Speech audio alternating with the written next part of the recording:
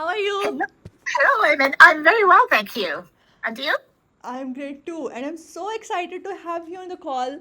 It has been a few months since we were talking, Yes. and we just didn't get the time to have an in-person call. We were just talking on the text, so I just wanted you to come as the first time so we can have a call in person. And I'm really excited for your journey because the main parts or the main short stories you told me about your background or your path and how you ended up being an artist. I really want you to share that everything with our audiences too, so they can know you, they can have a connection, and they can take an inspiration from you as well. Thank you so much. I'm so appreciative. I really am excited to do this and look forward to our conversation. Great, perfect. So can you please tell me first, like, how you first discovered your passion for painting, like the backstory of it? Yes. Well, I didn't know I had a passion for painting or a talent for painting, except that I was studying in Paris from 87 to 1995, and at the l'Institut d'études politiques de Paris, so Sciences Po. And to be honest, I spent more time gallivanting, going from museums. My favorite was Exploring. Rodin, the Musée Rodin. Then I spent in the La Bibliothèque de Sciences Po. And that's why it took me so long to finish to graduate. But it was Oh. during my studies at Sciences Po in 1993. I lived near the school, and I was in what's called a chambre de bonne. It's the quarters on the fifth floor um, where servants would live in. If you had seen Emily in Paris, that Yeah. I was like Emily in Paris. I had the same Oh. room, the same view, sort of thing, but in the sixth arrondissement, or rather, sixth Oh. and seventh. So the view from my window gave onto the rooftops of Paris, and it was breathtaking, Oh, especially at nice. dusk when there was a rose color falling on the rooftops. It was really quite beautiful. And I remember one evening I said, "Oh, I wish I had a camera," I can which I ex- didn't. I can And that, understand that feeling. yes, and I would love to send a photo home to my family here in Toronto. And actually, my inner voice said, "Why don't you paint it?" And I said, "Well, why not?" So the next day, I go to this art supply store on Yeah. Rue de Rennes, not far from Boulevard de Montparnasse, and I got what I thought I needed, like a brush, canvas, lots of tubes of paint to match the colors of the rooftops, and and went to the cashier. I did not have enough francs, enough money to purchase everything, Oh, and oh. that's when. Yes, and that's, I mean, I was a starving student, to be honest. Yeah, I that taught. happens with most of the students. My friends also, some of my friends are studying abroad and they are suffering from the same condition, so I can tell. Yeah, yes. And so I, my inner voice said again, why don't you do it in black and white? So I returned, put all the tubes of colored paint back on the shelves and just got a black and a white and left. And I was able to afford that and a canvas and a brush. And so I go back and I paint it. I have no idea. I've never painted. Although I've spent more, I love art. I've spent Yes. a lot of time in the museums and so on. But technically, how do you do that? So I just followed my inner voice and sat there in front of the window, rather, I stood looking out and just painted what I saw, but in black and white. Yeah, I get it. I saw that painting on Yeah. your Instagram. And I just loved it. And I continued with my studies, but I continued to paint. Anytime something moved me, I painted. I just painted, and I continued just painting in black and white. Um, and when I finally graduated from Sciences Po, I came back to Canada, and I thought of pursuing a career as an artist. Like you Yes, just changed your yes, whole and direction. yes, that it's very difficult. And at the time, I was staying with my sister, and she said, "You need to get a job. You can't live on being an artist." Anyway, so I really took her advice, and that's when I decided to join the Federal Public Service of Canada, and I won a competition as a Canadian human rights officer. And there was an opportunity. I just every time art came up, I was there, and I was Like your asked to inner be. voice, the inner Dorette just started jumping on the art. Yes, yes, yes. I can It was as if understand. I was in a different world, which was so beautiful, so all encompassing. And I created what's called the Human Rights Through Art exhibition, to promote Black History Month by drawing on the artwork of artists in Toronto and the surrounding areas. And that was a huge success in collaboration with the Bank of Montreal and Metro Hall, which was the City of Toronto City Council. It's now a much bigger City of Toronto. And then in that position, I had reached the top of my advancement, and I decided to do something else because I felt I could do more with my interest and curiosity. And so I wrote the Foreign Service exam, and I wrote the LSATs to go to law school. Two things. I get it. But I was invited for an interview for the Foreign Service exam, and they said they really liked my communication skills and would I be interested in a position, which turned out to be a communications advisor at the Federal Department of Human Resources Development Canada. That was responsible for labor, public service grants and contributions. And when I took that position, I took a significant pay cut, and I said, I would like in the first 100 days to find another position equivalent or above. So you chose your best option, the best you can do. Yes. And during those 100 days, a position came up at the Department of Justice, Canada, in Toronto, in the Ontario Regional Office for a Director of Communications. Oh. Yes. And so I applied because at that time, the clerk of the Privy Council was Mel Cap, who felt that the regions of Canada, like the provinces and territories, their voices need to be heard in Ottawa. And so he charged the deputy ministers of all the departments to ensure that they have regional input in communications, in policy development, in all areas of federal public policy. And so there began the launch to create regional communications in the region. So now I get the whole backstory. Yes. So, but all the while, I continued, and while I was working there, I just fell in love with the law. And you'll recall that I had written the LSATs, which was really good, but I didn't apply. I was past the deadline to apply to law schools. And so I was able to use my results from 2 years before to apply in 2003, that would have been. And that's how I went to law school. I went to Osgoode Hall Law School and simply loved it. I loved your story, and the way you shared it with all of us, like the joy and the excitement on your face. I am just loving it. Thank you. So during this time, art, painting was always in the back. It was like music playing in the background of my life.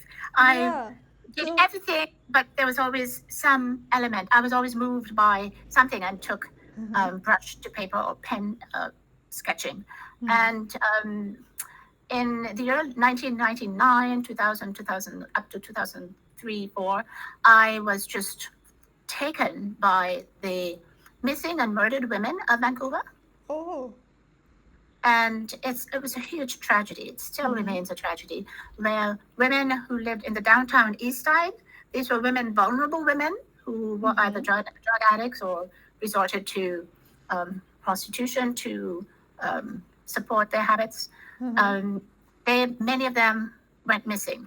And they were not taken seriously by the authorities, by the police, by the RCMP, who was responsible for such matters in British Columbia. And for years and years, these women would go missing. And most of them were Indigenous, but they were not all Indigenous women. I think the underlying issue was perhaps drug addiction. And eventually, a man was arrested, and he apparently admitted to his cellmate that he killed 49 of these women. Oh, that's so sad to hear. Yes. And so the night he was, there was an image, a collection in the newspaper of some of the women. I think there were maybe about 12. But I just began researching and reading about them, wanting to know who they were. Many of them were mothers. They were daughters. Obviously, they had relatives, brothers and sisters who loved them. And they were just totally disregarded. And the human condition was so unkind. I can and imagine that situation. yes. And when he was actually convicted, I was clerking at the federal court at the time, and instead of going to bed, I just sat up and I was just transfixed. And I sat there and I said, you know, if we had men, because in this case, they were all men who did this to the women, who had respect and an appreciation for women, the human condition, think of them as their mothers, their sisters, their daughters. We wouldn't have men like this man. Yep. And right there, I just started. I drew up a list of men. I think if this man had heard about, had read their writings, had followed their story, he would not be murdering and butchering women. Exactly. Vulnerable. And so began my Wanted Men series, and I actually did 10 of them. And So were you married at that time? yes, but my husband at the time, he was in St. Kitts. We were building a house there. Oh. We never retired. We never did do that. But anyway, he eventually came back. But during that time, in his absence, I remember doing those paintings, and I clerked for an amazing judge, Justice Simon Noel, who said to me, "I don't care what you do with your time, as long as you're here and you provide my work. You produce and work when you're needed." So I did my LLM at the time, and with that freedom, I knew that I was the author of my own destiny, and that I could respond to what I was feeling without feeling that I would be compromising my responsibility professionally. And so that night I stayed up and I did John Lennon, I did Muhammad Ali, I did Churchill, and then at those first three, they were very quick. Bertrand Russell, that was like 15 minutes. But with John Kennedy, it was like hours. And I remember just sitting back, and it was like well after 4 a.m, and I just sat back and I said, "It's done." I knew it was finished, but it wasn't finished. It was incomplete, just like his life. What a tragedy. And so the Wanted Men series, I just continued with my life, but there was always a pull, something drawing me back to. There was a curiosity in the back end of your head. Yes. Yeah, I can understand that. So how did you balance your career with your creative side? Well, I continued to. So after clerking, I won a competition. Everything is done by competition to enter the Federal Public Service, and I was offered a position in Ottawa to join what's called the Criminal Law Policy Section at the Department of Justice Canada. It was fantastic. I loved it. But at the same time, I was always, reading, writing, painting, and so on. And when I came back from Paris in '95, I had created a website with my art. And someone saw that. Your website is that much old.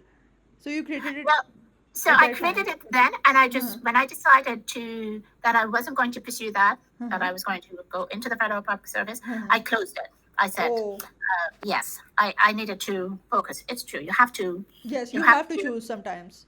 Yes, you have to find a balance and be single-minded, be focused in order to be as successful at whatever it is you do. Yep.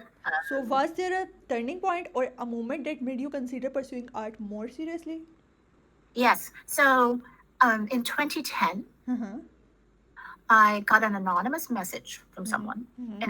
There was a public thing, and it said, "What a shame you are a lawyer." Oh. And that really touched me deeply. It was like it pierced my heart because deep down, I agreed with that person. No. I knew. But why? But you chose that. You put all your efforts on that field. Like you were giving your 100%. So why did you doubt yourself?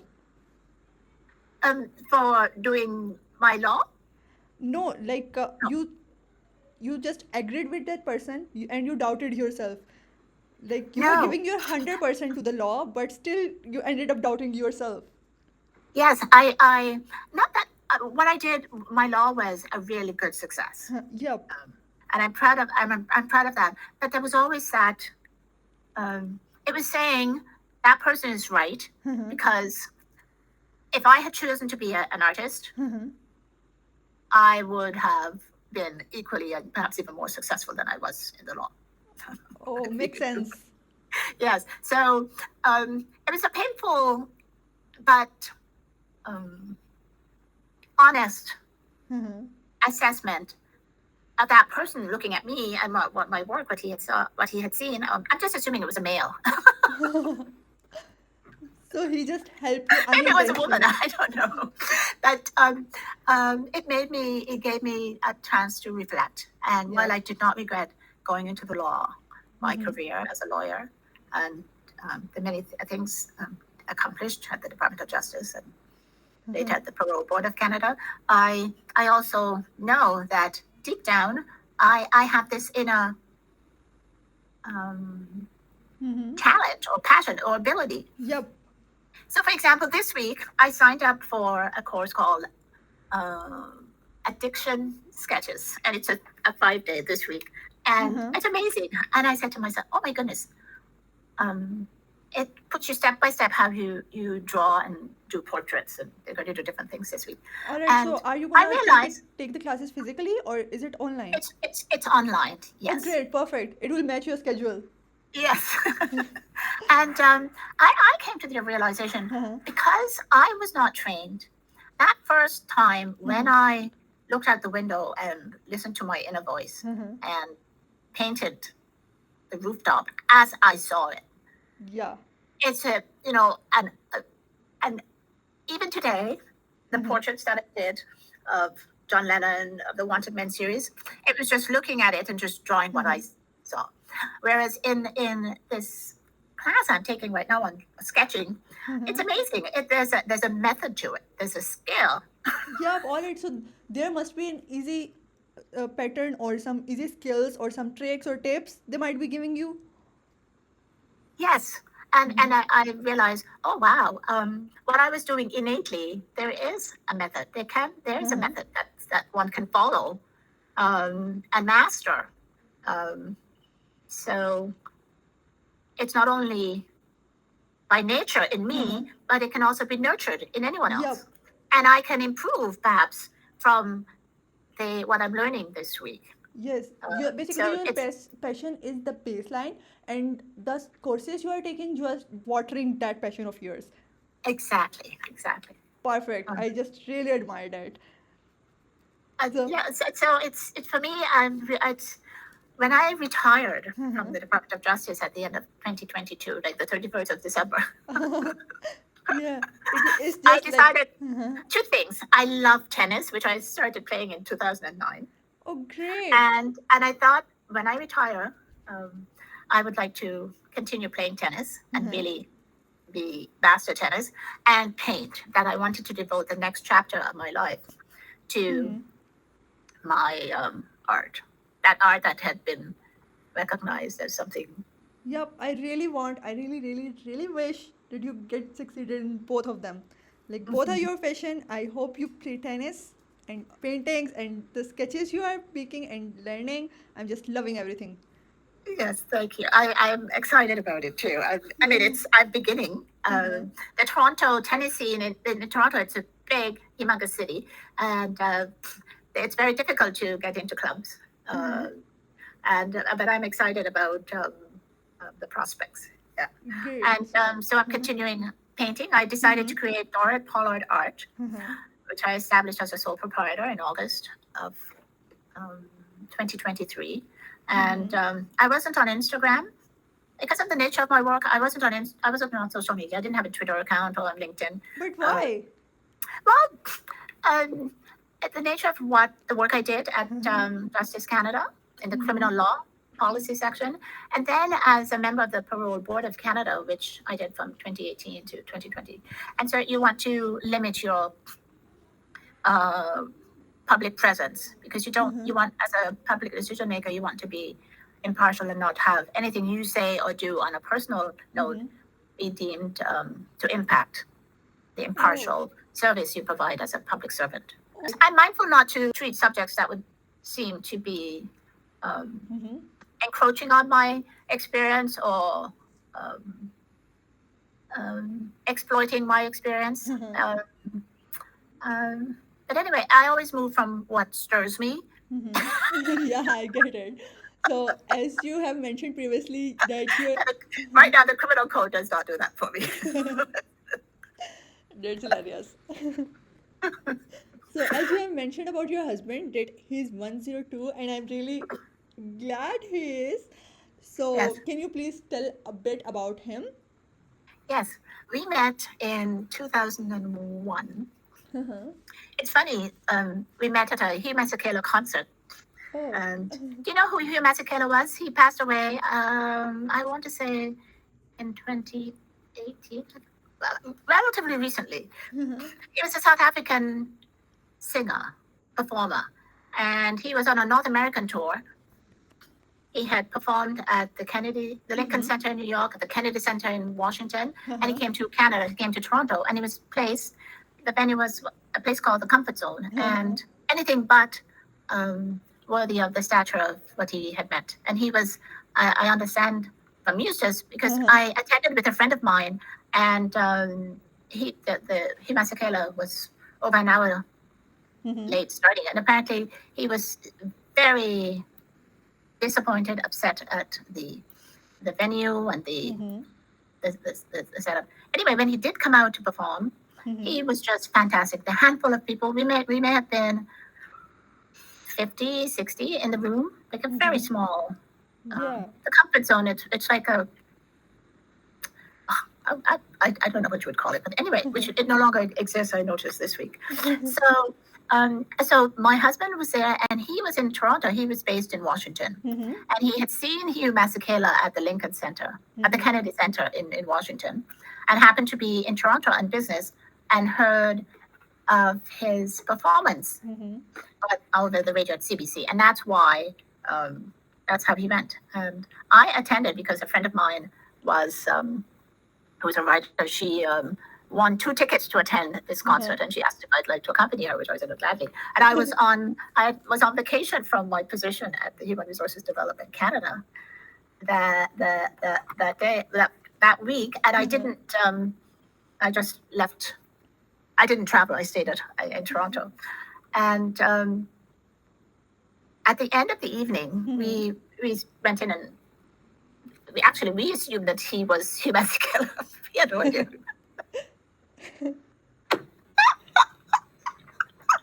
I went up and I said, "Hi, I'd like to meet my friend Gail." Oh. And Dorette. All right. So, so at the end of the evening, we exchanged business cards, I love and it.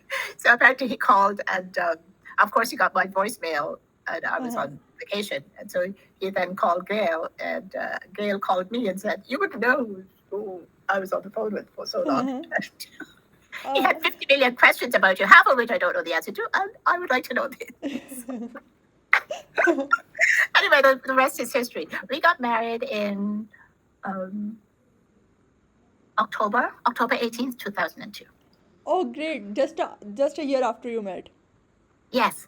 And uh, we actually went, so that was a Tuesday, I believe. Uh-huh. And so he called me and we were talking. He Mhm. was married at the time, and I said, "I'm not interested. I no, thank you very much." And he said, "Well, we're separated." And I said, "Well, you're still married, and I'm not. That's not that's beyond my boundaries. I have personal Yeah. grudge." Anyway, but he persisted, and I said, "Well, if you'd like to join us for coffee, I'm meeting Gail on Friday." Mhm. And so that same day, that same Friday, is the day I was asked to call Justice Canada. And I Oh. remember going to a payphone. We didn't have cell phones at the time. And called, and that's when I was offered the position as to become the director of communications. Oh, so that was your lucky day. Yeah. So we had a Got it. huge celebration. In fact, he invited both of us Uh-huh. out for dinner. He said, "Wow, this is fantastic." So anyway, we parted ways, Uh-huh. and he returned to Washington, and we just developed a relationship that way, a long distance. Oh, And so when he perfect. did divorce, Mhm. then we got married about a week after. All right. So, how is he influencing or supporting your artwork till this date? Yes. Well, he calls me Picasso. Oh, nice name. I must say. And I don't know how genuine he is. I think he's pulling my leg, because the other day I said, "So, what do you think of the colors here? Do you?" And he said, "Oh, I can't see." So that was a husband-wife talk you were doing. Like, I can understand that. But he's adorable. He supports tennis also. He loves that. In fact, for his 100th birthday, we went to Wimbledon together. Yeah, All right. and he's a veteran of World War II, Oh, and great. is in good health relative for his age. And yeah, being retired has been really, I think, a good source of his development. I may have contributed to his longevity, because of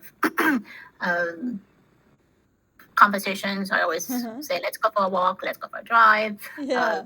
let's do this, let's do that." Whereas had I still been working, this would, it would have been him alone. So he's a great husband, I must say. Yes, he is. I am lucky in that respect. Yeah, exactly. So coming back to your art and paintings, how would you Yes. describe your style or the themes you explore in your paintings? Well, my style is abstract. I tend to focus on what it has to come from within. I can't explain it. It's like the very first time in Paris. And when something moves me, it doesn't matter if it's a person, a landscape, a flower. I paint it. So right now, since my retirement, I've decided to learn color. And so I've Yeah. introduced color to my palette.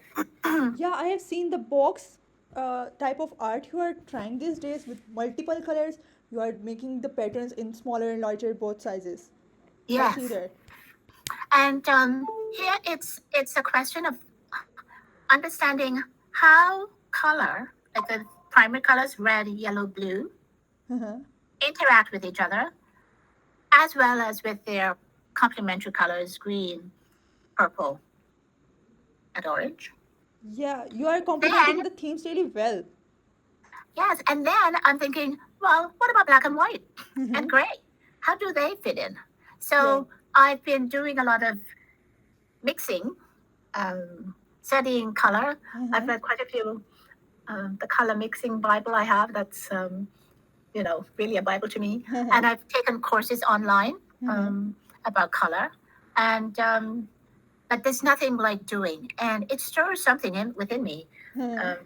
To when a color appears, when you mix it with white, or when you mix it with black, or when you mix it with gray, and the series I've been doing, first the primary colors and the complementary colors, and then I did a series on all those 6 colors Yeah. with white.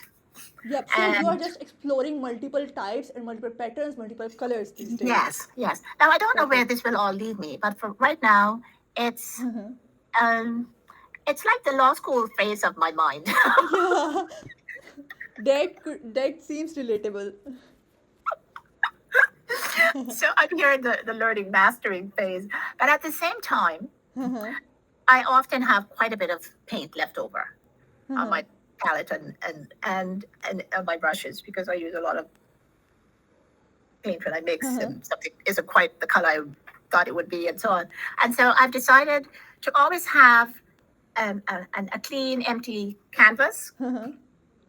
And instead of just washing out or throwing out the excess paints, I use all those oils, water mixable oils, and I just play. I just, with no rhyme or reason, I fill the Because canvas. when there is a passion, you just explore things. There are no rules in There's art no, specifically. yes, it just comes out. And sometimes you look back and say, oh my goodness, that is a scene from I had actually experienced, whereas I did not intend to do that.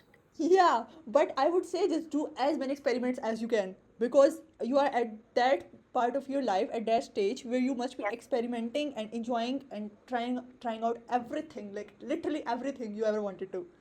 Yes. It's like I'm trying to make up for the years I decided not to do. Yeah, and I saw that you also appeared at the group exhibition in Toronto. How was the experience? Yes, I joined the human rights, not human rights, right? No, Oh, the I pancakes, uh-huh. pancakes and booze Toronto art show, which was held on July 18th at the Revival, which is an event venue here in Toronto, Uh-huh. and it was really, really a great experience. Exciting. I had so much fun. Uh-huh. Good. It was the Yeah. very first experience having an exhibit of putting my art up for the world, the public.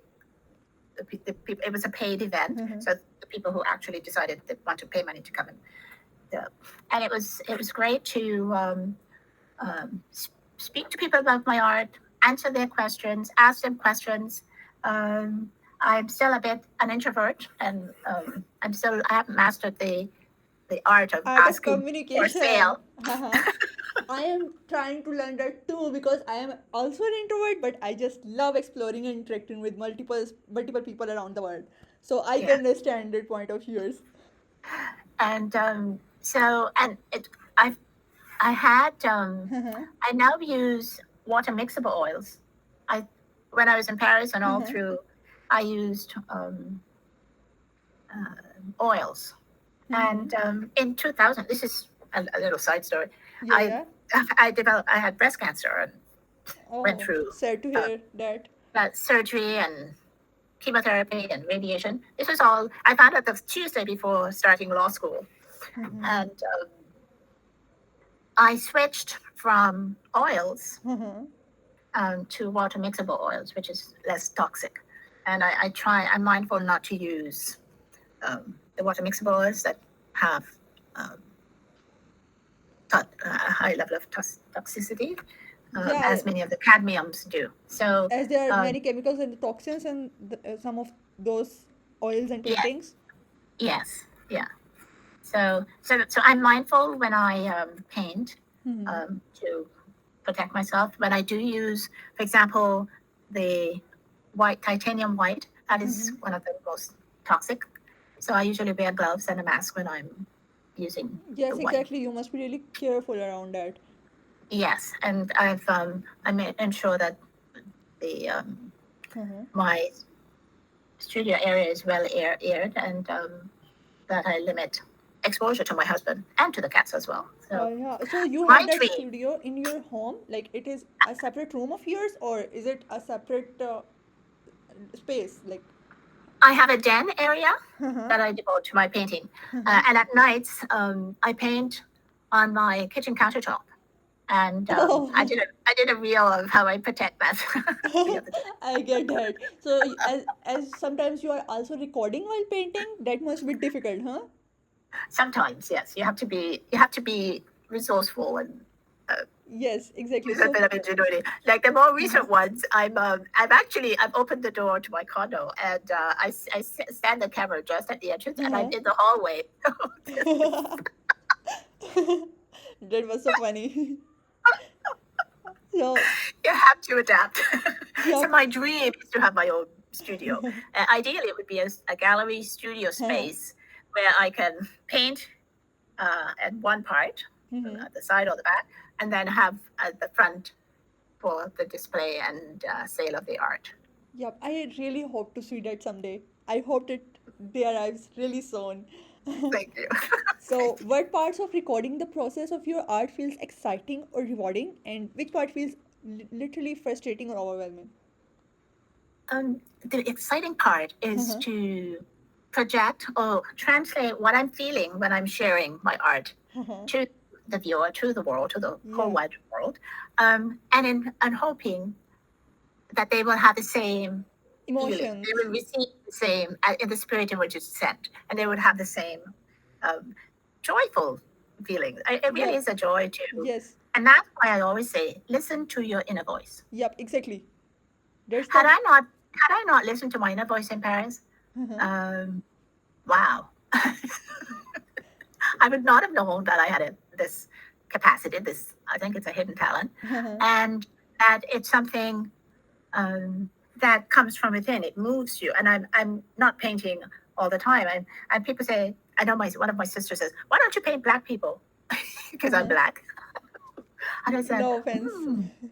no offense, but well, I'm black, so that's my black art is black. But maybe I'm not there yet. Maybe one day I'll be doing that. So right now that's, and when I was doing, for example, Muhammad Ali, it wasn't as a black person, just as when I was doing Lenin, it wasn't as a white person. It was for what they stood for, their values, their principles, the ideals they shared with humanity, and despite their challenge. And so it's not more the physical, but the spiritual, the internal. I can understand that because I also support him, and I support him because he's also Muslim. So that's just a religious thing. I support him for, and also his moral and character values, of course. Yes. So, and you know, the two being black and painting,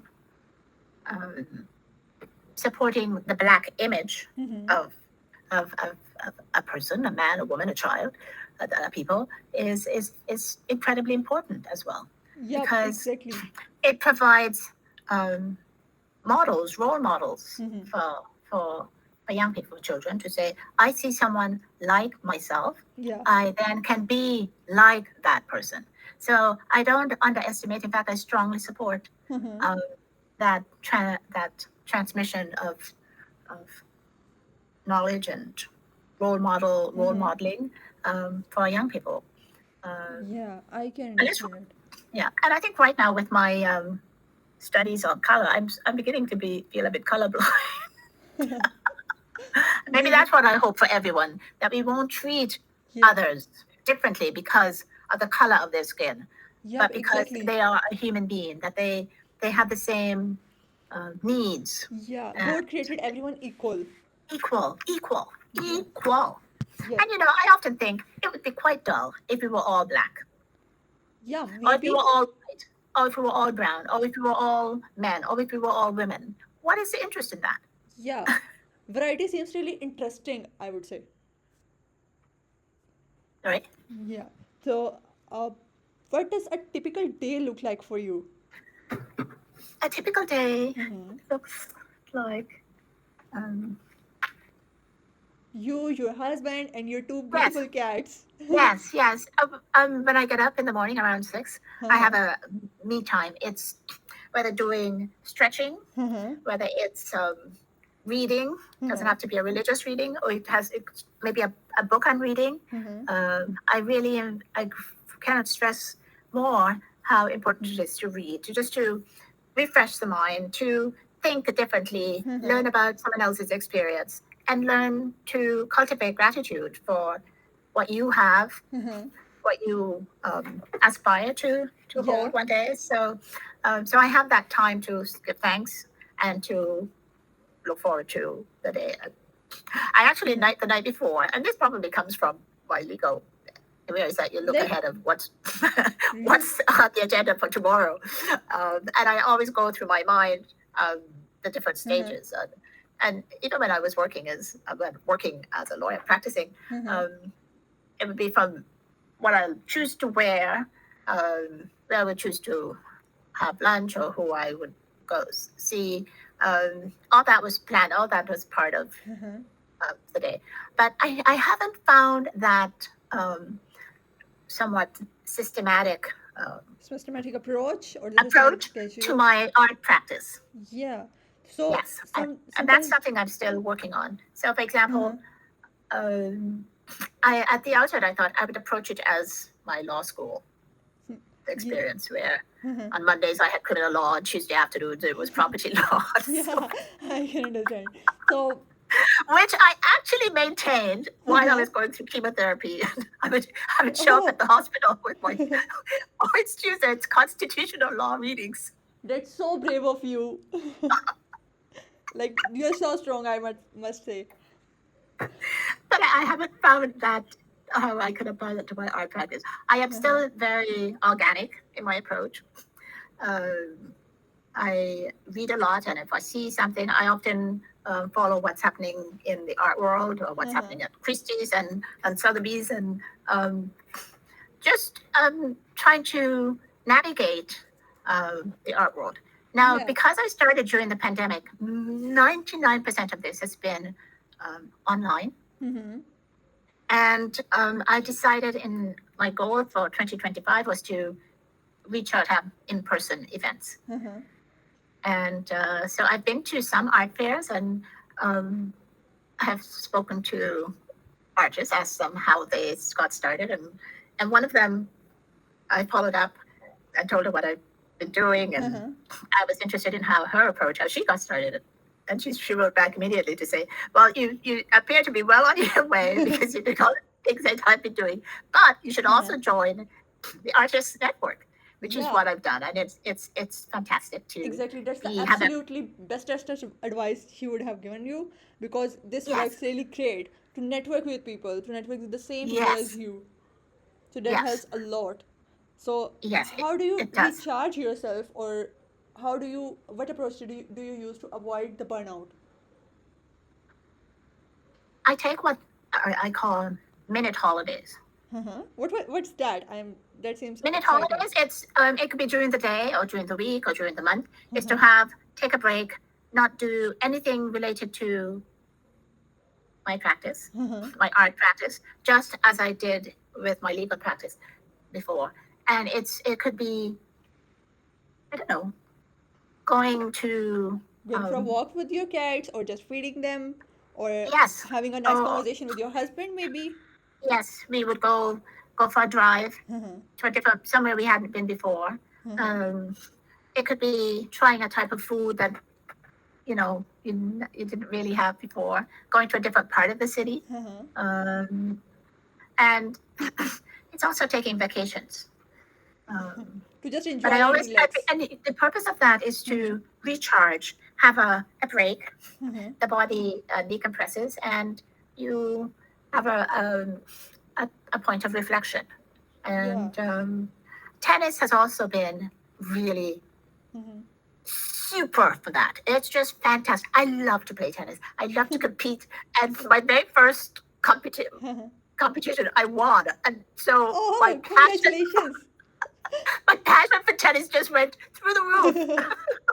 I can understand it. So that's your second passion. Still, the first one is to do the art Yes. and do the paintings, right? And it provides a balance. And so I think it's important, Mm-hmm. especially for women, to have something that is their um, bailiwick. That's for them, their sacred space Uh-huh. that helps to recharge them, Yeah. um, renews the body, not only physically, but also mentally Mentally, and mentally and spiritually. So, spiritually as well. I'm sorry? I said mentally and spiritually as well. Yes, Mm-hmm. yes, yes, yes. So, Because, for mm-hmm. example, while playing tennis, I have the same feeling Mm-hmm. as I do when I'm painting, in that time ceases to exist. Um, you, it could be hours, and then you realize, oh my goodness, where did the time go? That's what the passion is. Uh, Alright, sometimes the Dorette Pollard art must be feeling the overwhelmed or little too much for you, maybe. So, what parts of Dorette Pollard art feel outside of your comfort zone? yes, the technical aspect is quite challenging. So, Uh-huh. for example, I had to learn doing Instagram reels, Uh-huh. which is all I do. I just recently learned how to do stories. I've Oh. never been able to do carousels. I don't know how to do that. Oh. And I just joined TikTok, which Uh-huh. I find rather Easy, maybe. easy. Uh-huh. Yes, I wish I had done TikTok before doing Instagram in a way. But So, you're uh, currently using these two platforms, TikTok and Instagram, or are you using any other platform as well? well, my Instagram is linked to Facebook, Uh-huh. and I joined LinkedIn um, because somebody said, "Oh, that you can also it's a platform." So Yeah. but I haven't used it. I haven't maximized its benefits yet. Alright. So, So the technical aspect of mm-hmm. putting yourself out there, appearing in videos, Uh-huh. I have no idea what the protocols are, and it can be very taxing because it's not painting. Uh-huh. It's not my passion, and I just wish I had somebody who would do that for me. Oh, I really wish that just works out someday. So, what is your vision for your art business in the next few years? my 5-year goal, Mhm. which is will be 2028, I'll be 70. Mhm. I would like to see me having Dorette Pollard Art Gallery. Yeah, as you have mentioned earlier, a separate space where Yes, every wall is just filled with every unique art of yours. yes. And then my home Mhm. will be my sanctuary, and not sharing it with my um, art Yeah, practice. that's great. Um, I really I think hope I you think I get would it. like to be able to uh, close the door, close Mhm. the studio, walk home, or drive home, or whatever it is. Mhm. Take the bus, take an Uber or a taxi, Mhm. take the bus, and have that period of transition. And it doesn't have to be far; it could be just across the street, but have that separation, Mhm. that period of transition where you're going to and leaving, going to and Yeah, coming from yeah. that place that is separate and unique. Mhm. I wouldn't say I Yeah. want it to be like going to the office. Mhm. On the But contrary. a home office or a art gallery office, I must say. No, not like when I was practicing law and I would go to the office. Um, No this technical is office. no, this is, but it's good to have that separation. And the beauty of having your own art practice is that you set the hours, Yes. and you're not concerned about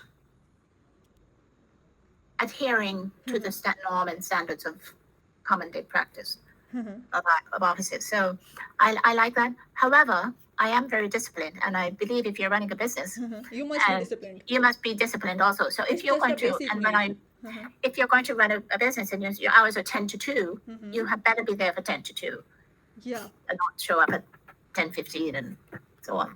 So I'm pretty punctual, and because it's a service I would be providing to the public, and I truly respect uh, the client, the person, the public who expresses and identifies with the work and um, services. I wouldn't call it a Yeah. service, but the work I would offer to for sale. That's a privilege, Yeah. and I um, Basically, you are selling out the feelings and the emotions, the aesthetics. yes, and you want to respect them Yes. always. Yes. Respect, Always. and it's a care. It's providing hands-on care, Yeah. not only of what you created, Mm-hmm. because it's a separation from you of what you created to someone else for their shepherding Yeah. for in their home. So you want that relationship to be as supportive and positive and uplifting as Yeah. possible. Exactly. It's just a mutual feeling or a mutual self-respect element, Yes, I must say. yes, yes, So, as you have mentioned that you are also working on building a community and networking. So, how yes. do you think what role has community or networking played in your growth so far? It's amazing. I've been in part of several online programs, and if I mention one and not the others, I'll hear about it. But I want to um, say that I respect all of them, and they would know who they are. I Yeah. have learned I hope they so must be much. seeing this. I have learned so much. I show up to every meeting when I can, if unless there's for example, there's a medical appointment that I have to accompany my husband on. And something I realize is that even though I may not have done, um, I may feel that I haven't done what Mm-hmm. others might have done, or I don't put that pressure on me. I'm going Yeah. at my own pace. I'm Because listening into what my body, my mind, my inner being is saying. I just have so much respect for that inner voice, to be yes, honest. exactly. And And others if just I can respect you for that. if I can impart anything to anyone, it is this. Never, especially for creative people, never doubt, never second guess, never undermine your inner voice. Yeah. Exactly, exactly, exactly. So, how do you overcome self doubt when promoting your own work? Like, as a human, you must be experiencing that self doubt sometimes. Yes, yes. Because pricing, for example, Mm-hmm. is a very difficult thing for me. Mm-hmm. What I think, I've also purchased art. I really do love art. Mm-hmm. Yeah. So when I was practicing it, when a painting moved me, Mm-hmm. I purchased it. I Because you do. respect that. Yes, yes, yes. And sometimes, I've shown up in a gallery, and Mm-hmm. people don't expect me to be the one purchasing, or don't know that. Oh my goodness, yeah. And I'm not ashamed to say, Mm-hmm. if something really moves me, Mm-hmm. and I do not, it's not within my budget, Mm-hmm. I would not, and I've done it, to do it on a payment plan. Mm-hmm. A big ticket in 3 portions is doable, Yeah. and it has taught me also Mm-hmm. to not put limits on Yeah. myself. Yeah. Uh, That's the best or thing you're doing. and But at the same time, I haven't come fully mastered Mm-hmm.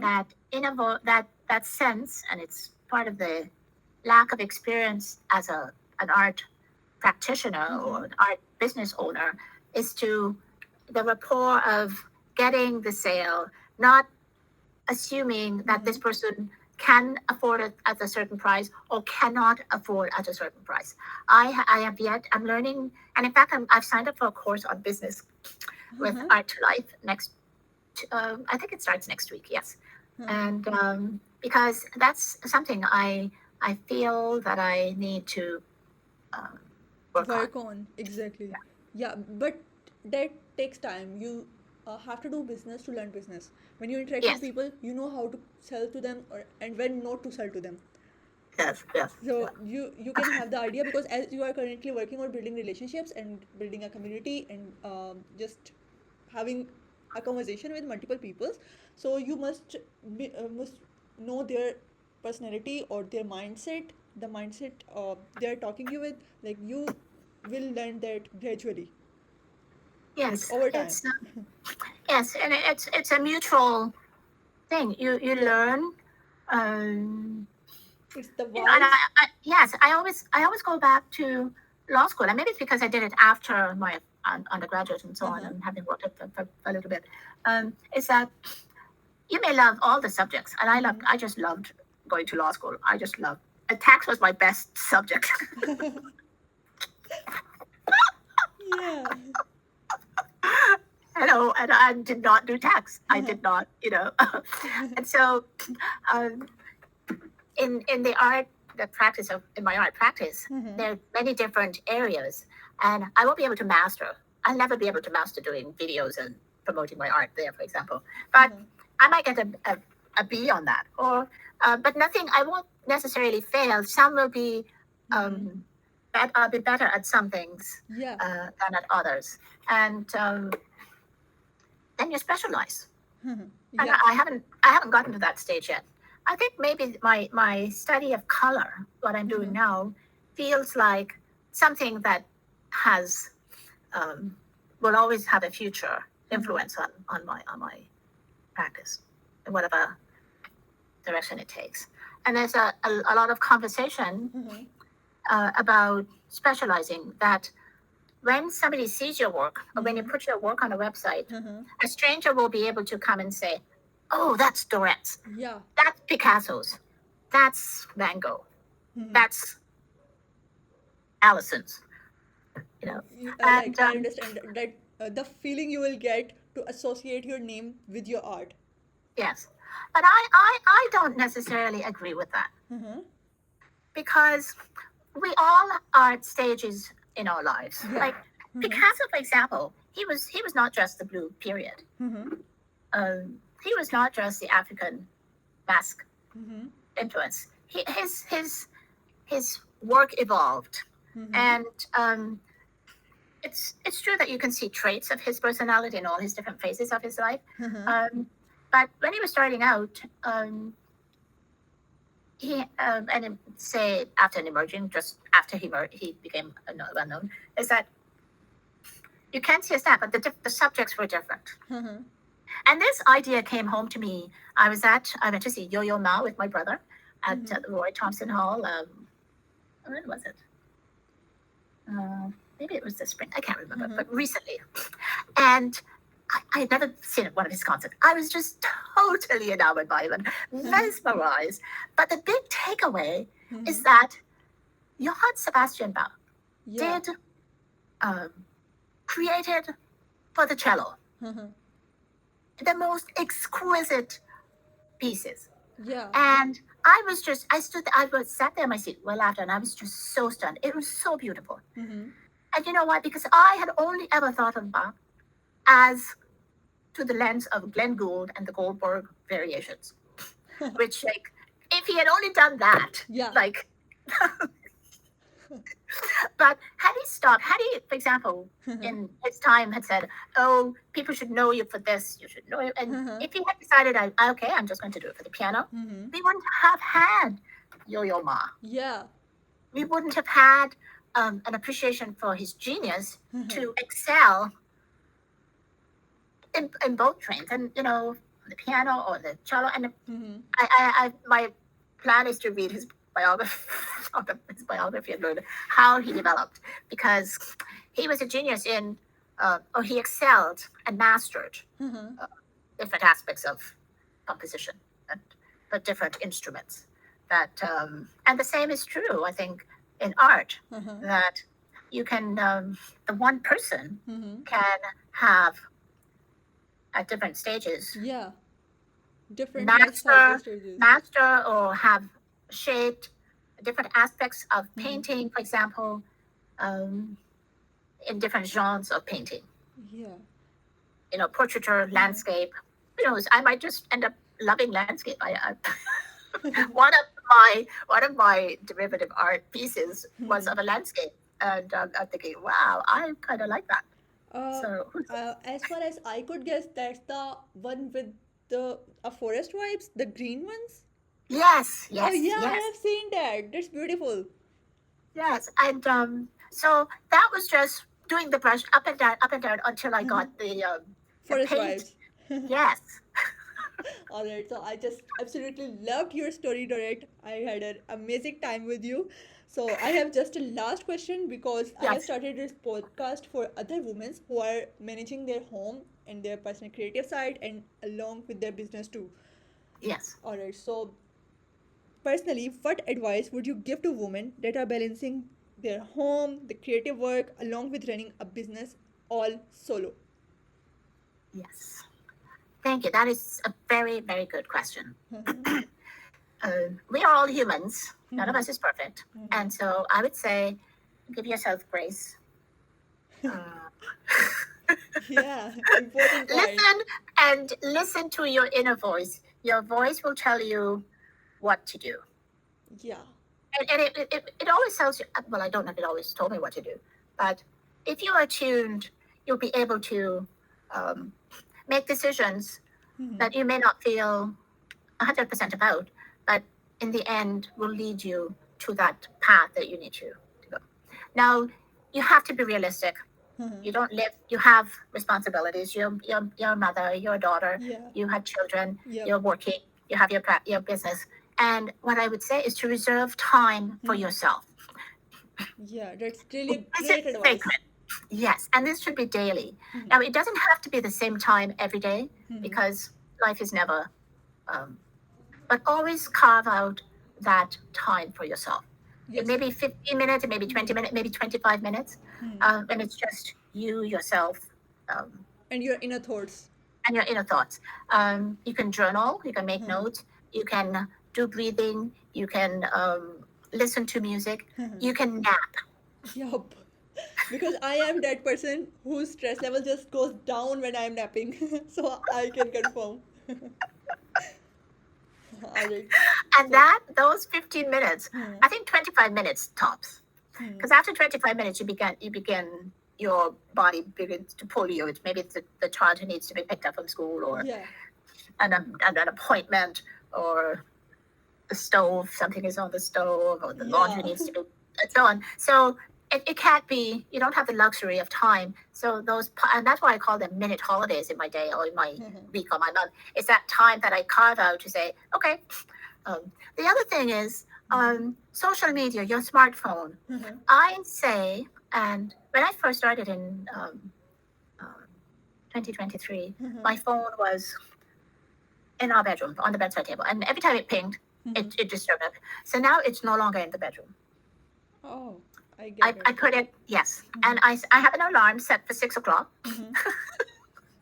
and it goes off at 6. But I don't. 6 o'clock is when I wake up, and it wakes me up. But I don't rush to it. I just go through my waking up self, saying hello to myself. How was your sleep? Yeah. And then the cats come calling, and my husband's turning over. So be mindful of your purpose here on earth. What are you doing now? And always show up in your best, as your best self, to even when it's not easy. And that's why those little pockets of time really, really, really help. All right, perfect. The That's literally a yeah, great advice. Really helpful for all the women who are stuck in their busy schedule. They're just balancing out everything: their home, their life, their personal stuff, their children, their cooking and kitchen, and they're along with their business. So they're yeah. just managing everything out. So that's just a perfect and the great advice that you have just given. So Thank you. If I that, may, do you think I can add something else? yeah, sure. Yes. Is also, and that's the third point, is not to be afraid to reach out for advice from somebody who is doing what you're doing or what you want to do, to help you understand better how to do what it is you want to do. Yeah. Because a guidance can help you save so many hours and even so many years. Yes, yes. It helps you, it builds confidence, for one, and it helps you to avoid pitfalls. You can have, I mean, you may still have pitfalls, but at least you know that someone has done it, and they too might have had pitfalls, but that it's possible to overcome those pitfalls and succeed Yeah. based on your role models. So I think Exactly. for my life experience is to listen to my inner voice, always reserve time for myself to resource, to be able to be a better person. And it means often smiling a lot. Yeah. You're just a jolly and a beautiful person. Like you have a really, really beautiful heart. And then not be afraid to ask, Questions. reach out and yeah. Perfect. So thank you so much. Thank you so much, Dorette, for your time and the energy you brought to our show. I really hope you have a Dorette Pollard Art studio someday. I really, really hope you get there someday. Thank you very Just much. lo- And I wish you all the best in your Thank you. podcast, Thank you being the so first, much. All right. and with your project as well. It's All right. Mompreneur Thank you so Diaries. much. Thank you. See you next time. Bye. Bye bye.